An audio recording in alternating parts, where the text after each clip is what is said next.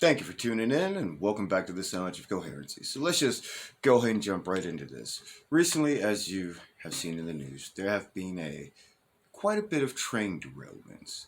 And the one that's been making the waves the most is the one that's happened in Ohio.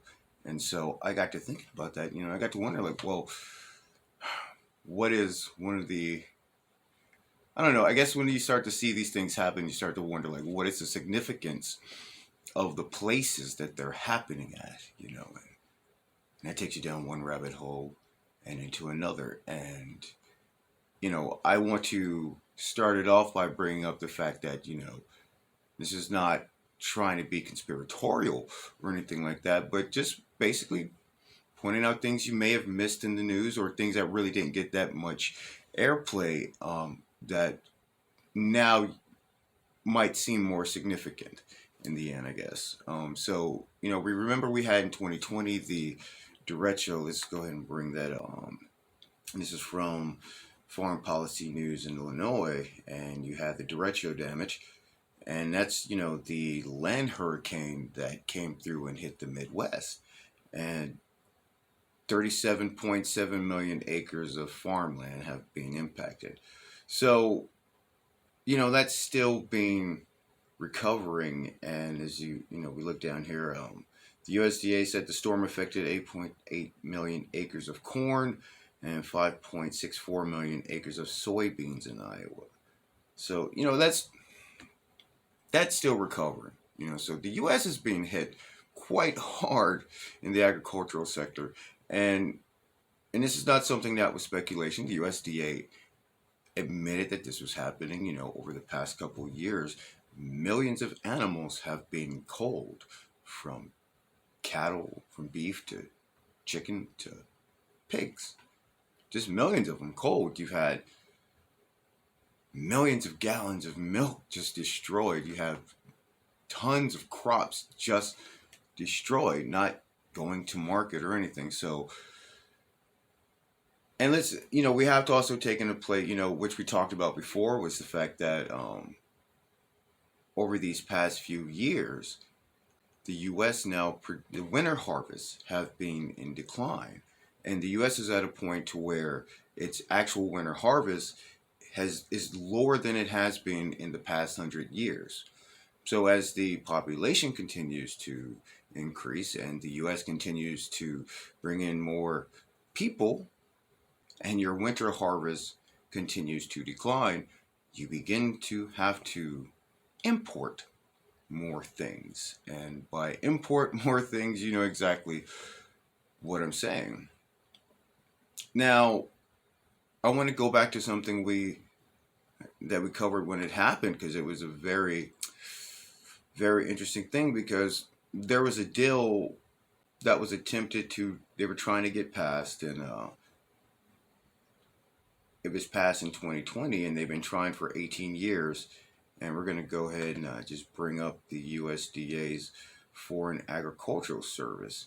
Now, as you see right here, Namibia exports first beef consignments to the United States. Now, so Namibia is the first African country to gain access, Namibia is the first African country to gain market access to export beef to the United States after 18 years of trade negotiations between the two countries. Oh, but again, like I said, it takes you down a rabbit hole. And like I said, I'm not trying to be conspiratorial or try and say there was one. I'm trying to say this the best way I can, but I'm just looking at things to me that shouldn't add up, but they do add up. Like, I don't want to believe there's no coincidences here. Okay? People look at the whole idea and people say, the U.S. is selling the United States out to China. And in some ways, you could say it's happening indirectly. I mean, they're pushing for this whole. They want everybody to have electric cars. They want everything to run on these lithium and cobalt batteries and all this. Well, China, the world's basically the world supplies in the Congo. China has basically complete control over those mines. So indirectly, you're feeding directly into the Chinese economy because it doesn't actually benefit I guess, you know, the profitability of it does not actually benefit the American citizens. There's not that much to be gained from it. So the thing about Namibia is the fact that Namibia is basically been under Chinese control for a long time. This is not speculation at all. So I don't know. It just seems funny that it's immediately happened like that. And again, I'm not trying to be conspiratorial. I'm just saying some things don't add the fuck up. Maybe that's just me, but yeah. So I want to bring up this next bit because this is the this is the part about Ohio that I really want to talk about. All right, so I want to get into what you came here for, and this is my problem with what's happening in Ohio with this train derailment. So as you see from this map right here on the screen, Columbiana County, Ohio, and I'm just using that as an example to explain what I'm talking about here.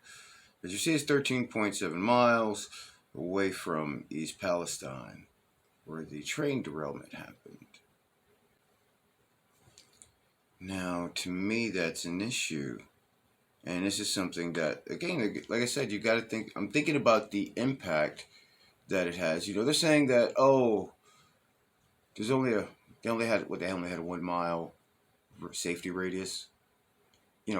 Air travels. It doesn't just, air in East Palestine doesn't stay in East Palestine. The whole point of what I'm bringing all this back to is that when you think about the chemicals that are being burned off, this is what they're doing. They're burning off these chemicals. You've got them exploding into the air. This is going to poison the water table. This is going to have an effect on the watershed. Animals are already dying. This is going to have long-term effects in the fact that it will raise the parts per millions of these chemicals in the livestock, in the soil, in the food, which will make it inedible. They will not be allowed to send that to market. You won't be able to feed that to people. So that you have a whole bunch of crops you can't sell. And when it comes to issues like this is not something that's settled within a year or two. It takes time to clean these things up. It really takes years. It doesn't happen in a season or two. So I'm bringing this up the Morning Journal. Let's see. And all right, and we're gonna bring this up. We're gonna scroll down. This is from Ohio, and I just want to scroll down to this section down here. You may say, so what? Why does it matter if a person lives a lifetime without understanding the source for the milk they drink, or that the incredible edible egg gets placed in the carton before it reaches the dairy aisle of the local food mart? Let's see. So, let's go down. In Ohio, agriculture is the number one industry. The vast fields of ripening corn and soybeans locally contribute to the fact that they are the two top crops for the state. Wheat, hay, tomatoes for processing, apples, grapes, poinsettia, sweet corn, mushrooms, and maple syrup are just a few of the over 200 crops that the state's 75,000 farms produce. Who would ever imagine that 3,400 beekeepers in Ohio alone are brave enough to tend almost 30,000 bee colonies? Let's see. Ohio's happy dairy cows produce over 5.3 billion pounds of milk each year.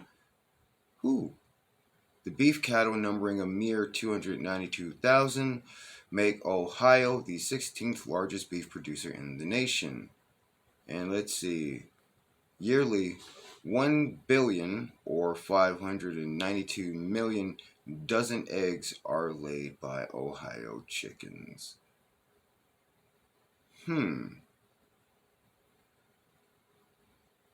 So, you know, again, this is just one area. This will have a major impact on that state, and it will have a major impact on surrounding areas. The point I'm making is that at the same time, you have the issue with the meat, and the meat happened on February 19th, 2020, right at the beginning of the pandemic. Again, like I said, it can't be coincidences. There's something just to me does not add up about all this. And so the next thing, there are other train wrecks that are happening, and we will talk about those in another episode. And we'll look at the importance of where they are at, because I have this sneaking suspicion that there is an agricultural significance of each area of where these trains will be, where they have been derailing. Let's couple that with all the food processing plants that have been just blowing up and catching fire over the past couple of years. Fertilizer factories just blowing up and catching fire over the past couple of years. Again, this is one of the things I'm talking about. It's becoming so common. It's just becoming like second nature. We're just used to hearing it now. Oh, wow, another food processing plant blew up. But this will have really huge significance. And you might not notice the crunch now, but as far as the cost of food, by this time next year, there will be, I guarantee, major news. You'll be able to come back here and check this episode. There will be major news about how there is a shortage of particular items. And I guarantee you'll be able to trace it back to these chemical spills. And you'll find a major push to import food from countries that the U.S. would have never imported food from, bringing the globalist agenda closer to its end. Well, I thank you for tuning in, and we'll catch you next time.